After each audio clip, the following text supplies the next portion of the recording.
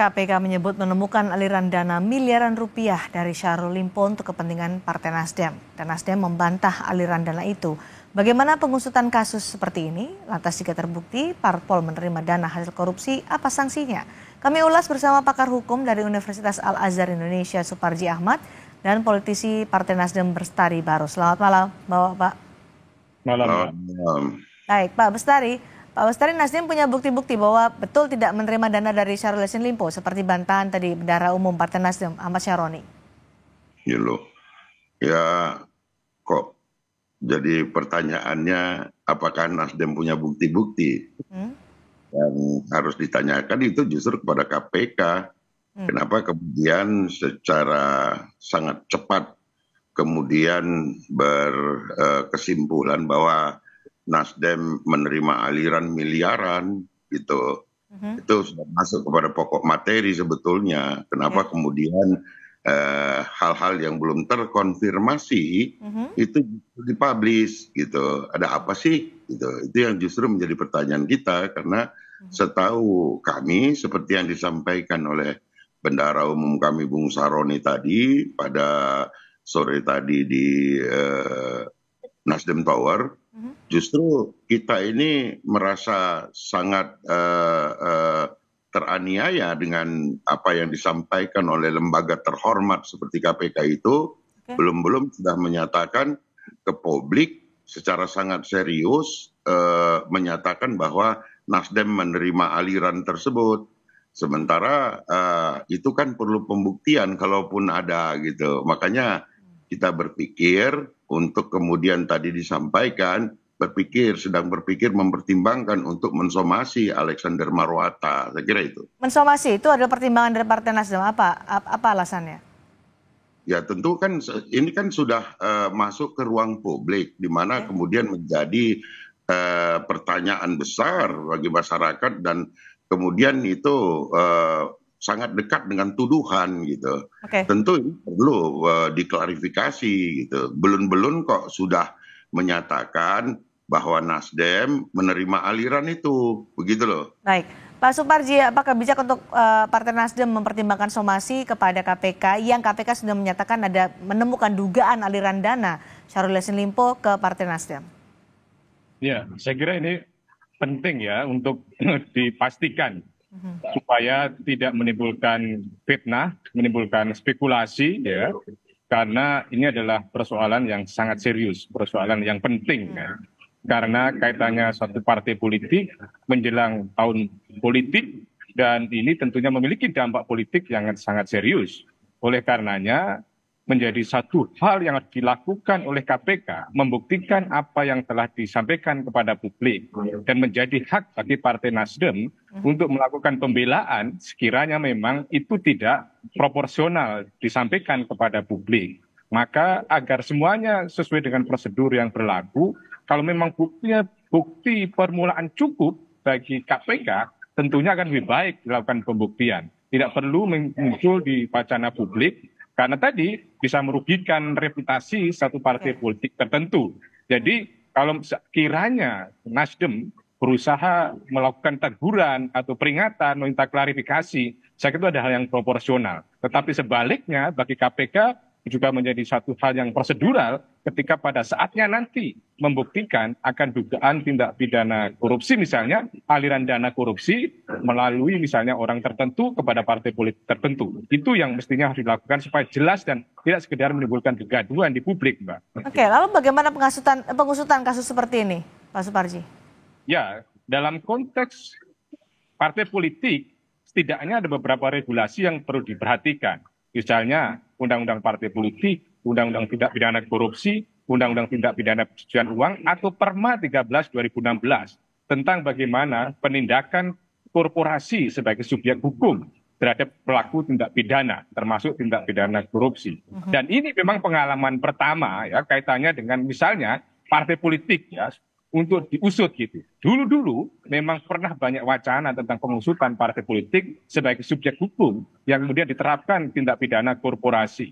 Kalau konsekuensi logisnya berdasarkan Perma 13 2016 atau berdasarkan misalnya Undang-Undang Tindak Pidana Korupsi, bisa ada pidana pokoknya berupa denda. Ada pidana-pidana tambahan berupa pengumuman putusan partai politik, pembekuan sementara, pembekuan tetap, atau kemudian pencabutan izin, atau kemudian sampai pada pembubaran atau pengambil alihan atau perampasan aset dari korporasi atau kemudian subjek hukum tadi itu. Jadi ini adalah proses panjang yang harus dilakukan, dan menurut saya ketika ini sudah diwacanakan publik, bukan sesuatu yang sepele, tapi adalah sesuatu yang sangat serius, Mbak. Gitu, Oke, ya. Pak Suparji, kalau sampai ditemukan ada dugaan aliran dana dari kader partai politik kepada partainya, itu biasanya bentuknya seperti apa sih, Pak Suparji, aliran dana itu?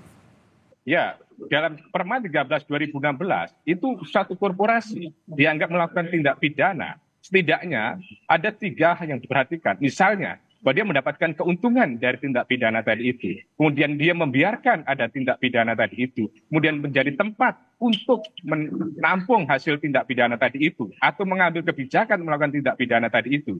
Jadi ada beberapa kualifikasi dianggap terlibat dalam satu tindak pidana. Dan aliran tadi itu bisa dibuktikan memang kalau ya ini hasil tindak pidana korupsi, terus kemudian digunakan untuk kepentingan partai politik. Nah itu proses pembuktiannya, proses pengusutannya. Bagaimana memang ini satu proses yang tidak benar, melawan hukum, terus digunakan untuk kepentingan partai politik. Itu saya kira bukti petunjuk yang bisa dilakukan. Gitu. Baik. Ya. Nah, Pak Bestari, apakah akan mensomasi terlebih dahulu atau menunggu bagaimana KPK menjelaskan lebih detail soal aliran dana dari Syahrul Yassin Limpo ke Partai Nasdem? Ya, atas kegegabahan ini tentu kita sedang memikirkan, mempertimbangkan, dan membahas apa yang akan kita lakukan. Salah satunya adalah pertimbangan untuk melakukan somasi tadi. Sehingga tapi KPK kan biasanya punya bukti permulaan nih Pak Bestari soal itu. Publik, silakan saja. Semua kita adalah objek hukum dan kami bukan pada posisi untuk membela ataupun berada pada posisi si A, si B, si C. Kita semua ini adalah orang yang wajib taat pada hukum. Namun jangan kemudian hukum itu seakan-akan menjadi milik seseorang ataupun satu pihak ketika ada hal-hal yang di sana, ada persoalan-persoalan lain yang mungkin menjadi alasan-alasan yang tidak masuk di akal menurut kami kalau perlu disampaikan kepada publik hal-hal yang belum bukti sama sekali gitu loh. Saya kira itu harus menjadi pelajaran bagi KPK ke depan. Bendahara Umum Ahmad Syaroni sempat menyatakan Bendahara Umum Nasdem bahwa pernah mendapatkan uang dari Syahrul Yassin Limpo 20 juta rupiah untuk sumbangan bencana. Sumbangan di Partai Nasdem itu seperti apa sih Pak Bestari? Teknisnya, mekanismenya?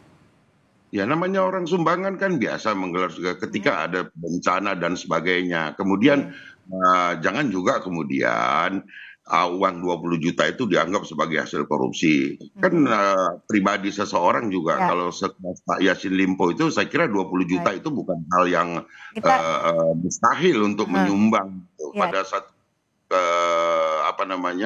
katakanlah ada bencana dan sebagainya yang memang kita bicara konteksnya adalah lebih ke sumbangan dari kader untuk partai politik. Apakah hanya untuk kegiatan-kegiatan seperti ada bencana atau sebenarnya juga menyetor ke Partai Nasdem secara berkala? Adakah seperti itu? Nasdem bahkan tidak Nasdem itu udah dikenal kok anti mahar dan segala hal yang kaitannya dengan store-mentor itu tidak ada gitu. Tidak ada di Partai Nasdem. Keheranan bagi kami ketika kemudian KPK secara terburu-buru menyatakan ada aliran miliaran kepada Partai Nasdem dari Kementan gitu. Hubungannya apa gitu loh. Oke, baik. Nanti kita juga menunggu bagaimana KPK menjelaskan soal ini. Pak Suparji, secara aturan hukum bagaimana Undang-Undang Tipikor? Parpol dinyatakan sebagai korporasi atau badan hukum? Ya.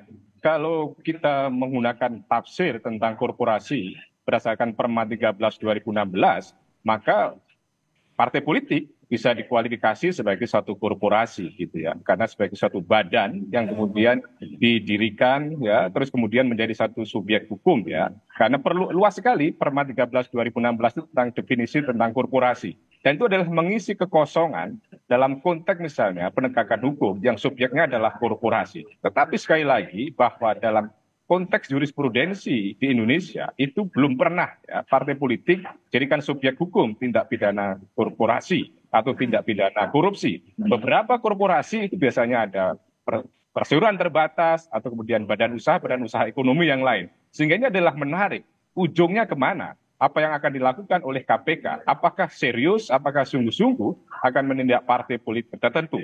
Dulu-dulu juga pernah terjadi wacana itu, tetapi realisasi itu tidak ada. Maka akan menjadi satu hal yang kontraproduktif sekiranya sudah mengungkap di publik, tetapi tidak ada bukti-bukti permulaan. Karena dalam hal ini tentunya partai politik adalah memiliki sebuah nama baik, memiliki reputasi, dan kalau disebut-sebut dengan begitu bisa rusak namanya, apalagi menjelang pemilu nanti. Dan ini kalau kita kaitnya untuk subjek hukum ya memang bisa, tetapi sekali lagi tentang alat bukti petunjuk yang bisa dilakukan untuk mengarahkan tentang dugaan tindak pidana tadi itu. Ada dugaan aliran dana ke Partai Nasdem dari Syahrul Yassin Limpo seperti disampaikan oleh KPK. Kita tunggu bagaimana KPK mengusut soal ini. Terima kasih Pak Bestari Barus, terima kasih juga Pak Suparji Ahmad sudah berbagi pandangan di Sapa Indonesia Malam hari ini.